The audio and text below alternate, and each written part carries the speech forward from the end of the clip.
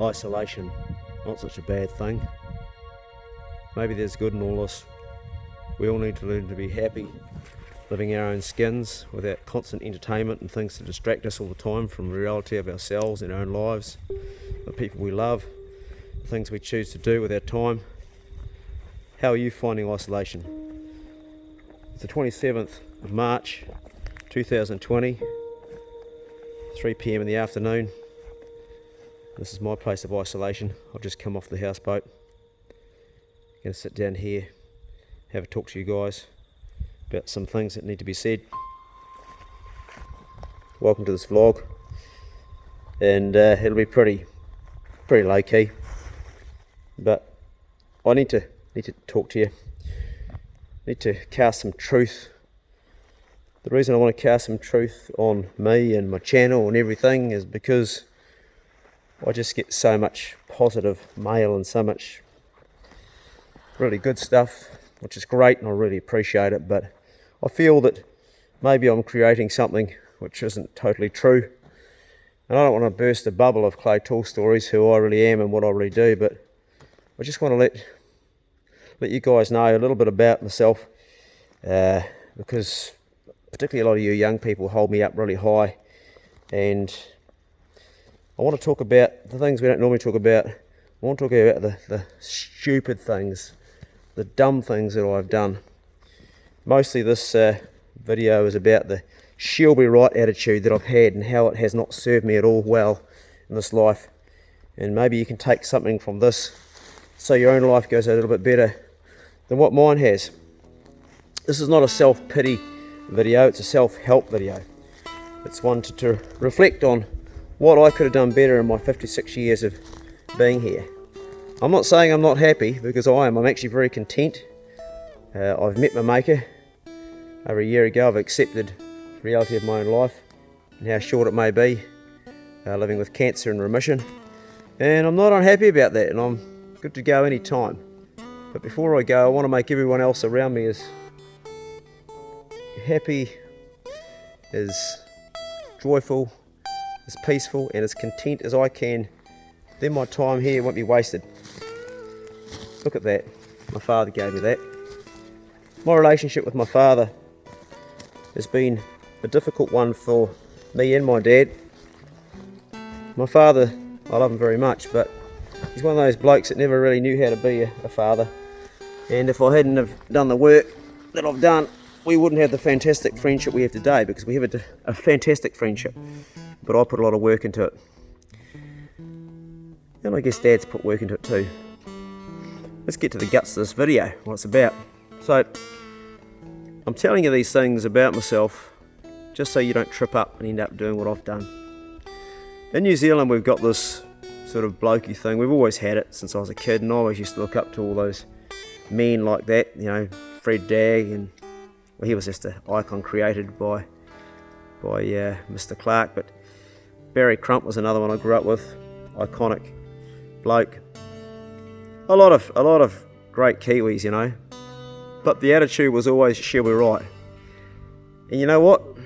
Sometimes when you adopt that attitude, it ends up not being right. And I'm going to give you 3 examples in this video. I've got a shitload more, but a lot of my life I've made some stupid mistakes, some stupid errors, which have cost me but also cost other people.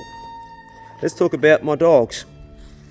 You know, I always used to tell people, don't run your dogs when it's hot. And I've got the video, it's there, it's documented. I think it's called Good Times, Hard Times or something like that, but I'll put it below for you. I was away with Adventure Dan. We were on a hunting mission, staying overnight, and we had our dogs, and one of the dogs I had was a dog called Boo, which would have been the most promising dog I've ever bred. He just had such a massive prey drive. We just arrived at the hunt zone, and Dan said to me, he said, it's pretty hot for hunting, mate. And I said, she'll be right. Well, she wasn't right, was she? She was far from right. It was too fucking hot to be hunting, and I should have known better. My enthusiasm to go hunting was overpowering my logic, and my she'll be right attitude was completely stupid. So that dog hunted, and it caught 3 pigs, and on the 3rd one, it got heat exhaustion. I had to shoot that dog as it died before it went into its final spasms, and it fucking killed me. It really did. I cried, and I don't ever cry. I only cry when I lose mates. Well, I lost a mate that day, and I had nobody to blame but myself. So she wasn't right. I'll get out of the wind here and change my position. It's just beautiful, this bit of native bush here beside the houseboat. I just love this place, and quite frankly, I'm enjoying being in isolation. I'm either here or at the farmhouse. Mikhail, who's my nephew staying with me, we're supposed to be in isolation together, but he broke the bubble. He patted my dogs, I patted him, we didn't think about it. In all likelihood, I'm pretty good by now. We've been going 10 days and I've got no symptoms at all after being in possible contact, and he's looking pretty good too so far. But yeah, trying to keep the perfect isolation in a real world, it's not as easy as it seems, is it? Okay, that's the first stuff up I've done. Here's the second one. Well, while we're talking about isolation, that's what I want to talk about, is my she'll be right attitude regarding this COVID-19 virus that has wreaked havoc through the world. It's just unbelievable. And 3 weeks ago I was joking about it. It's just another virus, mate, she'll be right, we've been through plenty. And how dumb was I there? And I've already owned this cock up, but I just want to keep reminding people that think that old Clay's so bloody wonderful. I'm not. I've got I lack insight, I'm not very clever, and I have bad judgment, and I thought she'd be right and I was very wrong. And it really hit home when things started going bad, how unright she is. And you know, in New Zealand, the cases just keep on going up. We haven't got the bodies lining the street like Italy did, but you know, less than 2 months ago, Italy had no bodies in the street, neither did Spain. So she's not right, and hopefully it's going to be right. But the she'll be right attitude has illustrated that I'm a fool sometimes, and I open my mouth without thinking. Okay, that's the second one. The third one is one that nearly cost me my life. The third one's one that nearly killed me. The third one is the one that didn't only hurt myself but also hurt the people I love. And it's a biggie. And if you don't take anything from what I've talked about so far, please take something from this for yourself, because it's important. And I've talked about it before, but I need to pull it back up to this video again. So there's prostate cancer in my family, and my awesome, fantastic uncle, Uncle Kit, my father's brother, developed when he was my age in his 50s. And when he told me he was 57, he was dead by the time he was 59. Before he died, he threw a going away party. That was the way he was. It was a bloody awesome party. He had a theme which was our rock stars. I'm going to get out of the wind here. I'll carry on. Hold on. I keep trying to get out of the wind so I can tell you this story. We'll go under this tree here. I think it's going to rain in a minute. So the theme was rock stars for his going away party. My father and I had already been down there like 2 months earlier to help him finish building his house before he died. We went down there and we worked for about 10 days and we got the house finished, and he was not far from checking out of this life. And that first time that I met him when we were building his house, he looked thinner than usual and he didn't seem so well, but his attitude was fantastic. And he said to me, took me aside and he said, listen, we have this genetic condition, or we're genetically predisposed to getting this type of cancer. You make sure as a young man now you do your checks. Now this is not that long ago, you know. He said start doing your checks when you're 40 and do them regularly. Then about 2 months later we had his going away party. We went back there again and he was really not far from dying. He played his guitar and he played the drums, he played the bass, he could sing, and all night we partied, man. And I went as Freddie Mercury. I wore a sperm suit, you know, one of those one suits, but I also found if I stuck a wig on I could look like Elvis Presley, so I doubled up as two people. And we had a fantastic night.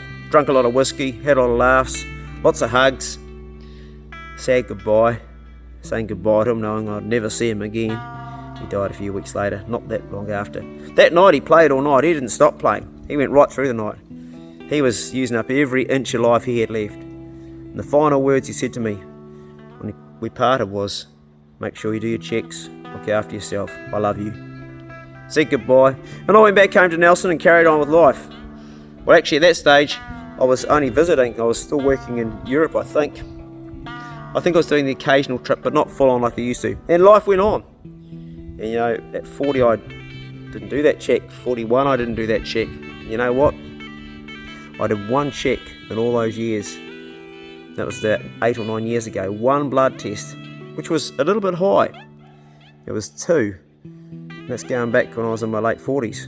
And then I did no more checks until a year ago. And when I did that check, boy did I get a shock. Not only did I have one tumour, but I had 2. I had advanced prostate cancer. My she'll be right attitude, well, it cost me my prostate. Incontinence, all the rest that comes with that operation. You men know how horrible it is. I won't go into that. And all the pain I caused my children. Well, what can I say? It destroyed a lot of things in my life.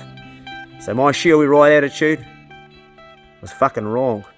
And I've had it most of my life. And I've taken some stupid risks and I've been lucky. I shouldn't even be here for some of the dumb shit I've done.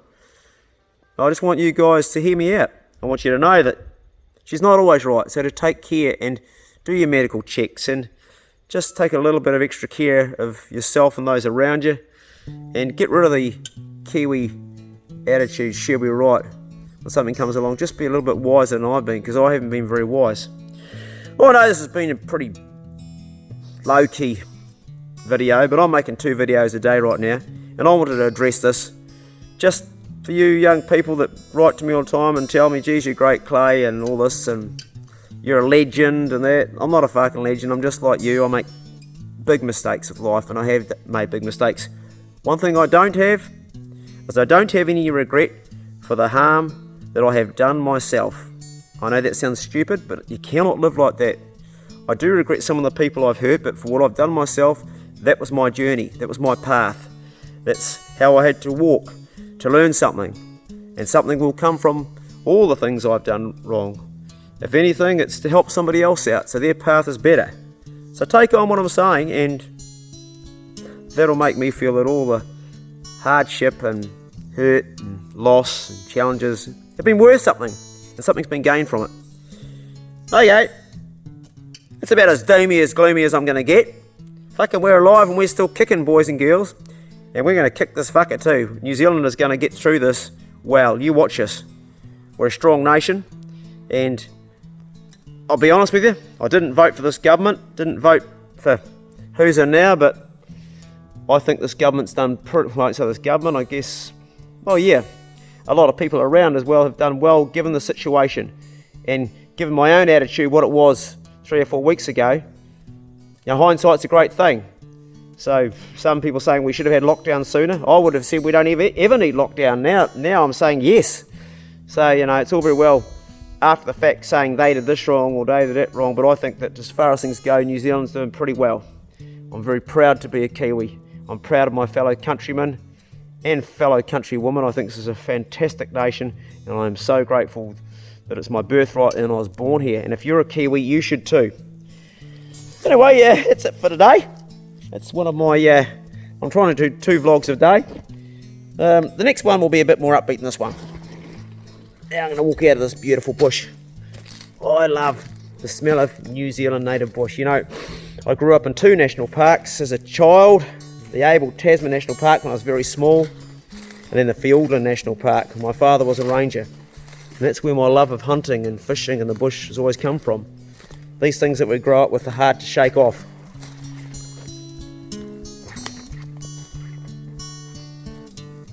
Be good. And if you can't be good, then be careful. See you soon.